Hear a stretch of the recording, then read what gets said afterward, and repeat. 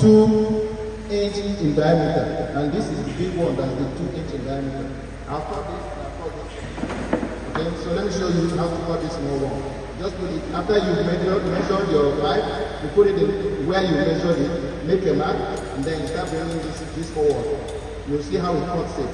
It will cut it so sharply that most plumbers, every time I come, somebody takes one for you. See? Perfect cut. Can you take this cut small? No. Let me bring the big one. Okay, so you see Mr. Big works. Okay? It will cut it like nothing. So if I was using a saw, I would be cutting this thing for the next 3 minutes, and it still won't look sharp. This is cut and go.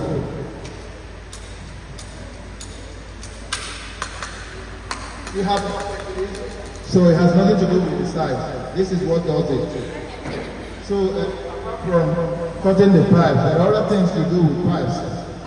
If you have a machine like this and you connected pipes to it, we use what we call unions. Okay. So what this does is, if you want to disconnect this guy quickly, something happens and you don't want to dismantle your whole pool. Is you use a connector like this. So this one of one side and the other one will go on one side. So if you want to disconnect it, instead of cutting the whole pipe with saw, you just disconnect it like this. Okay? So these are called union. Okay? Alright. So let's continue. What do you do with pipes? These are examples of a swimming pool. So right here you can see the actual pool, and then you can see the plumbings of the pool. This one is actually my house here in Enugu. So this is the plumbing, and I actually did the plumbing. So you can see the filter, you can see the pump. This very pump here is right here, and this is the tank, the swimming pool, and this area is where all these kind of things can be.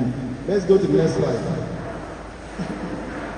So the next slide just shows you the technique for that PPR, which I'm going to show you now. So let's open this and plug it.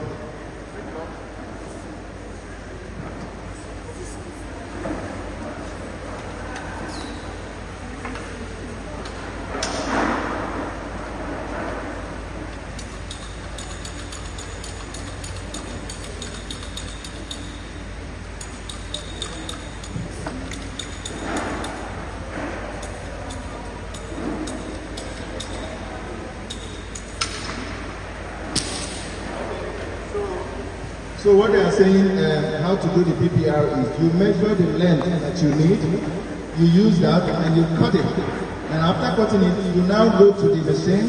The machine uses heat. Previously, the other pipes, they use glue. And these are the glue that they use for the other pipes. The CVC, the CPVC, and the PVC pipes. So we use this to make it kind of clean it, and then we use the gum to actually join them together. So it's called gum or cement, okay? But in this modern one that I told you about, the PPR, you don't use gum. We use this machine, you plug it in, and you wait on the side of it.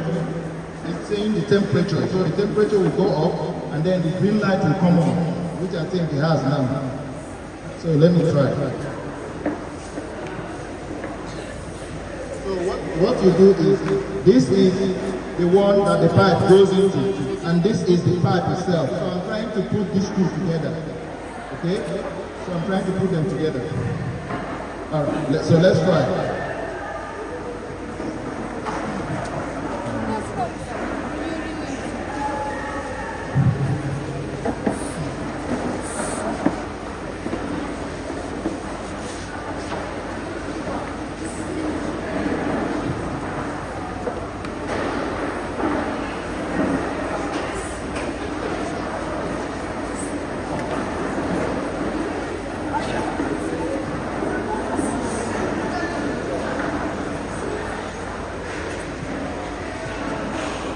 So you see what I just did? So I used the heat to melt the pipe. And after melting it, I pulled it back real quick and joined it together. This cushion If you get a saw and cut this into two, you will not know where this one and this one join. The plastic will melt so well, and when you join them, they will fuse so much, you won't know the difference. Water does not leak from this. From going forward, I'm sure when most of you are ready to build your home, this is what's going to be used. They are using it now, but this is the latest thing in plumbing. Alright? Let me continue. So this is the same technique. Those shoes. So you can see the same machine out there. So you can see this is an example of a PPR plumbing. It's always green. So let's go to the next slide. So this is a finished plumbing product. Alright. So there are other types of things that are involved in plumbing, like the sumo. I'm sure most of you have heard about sumo.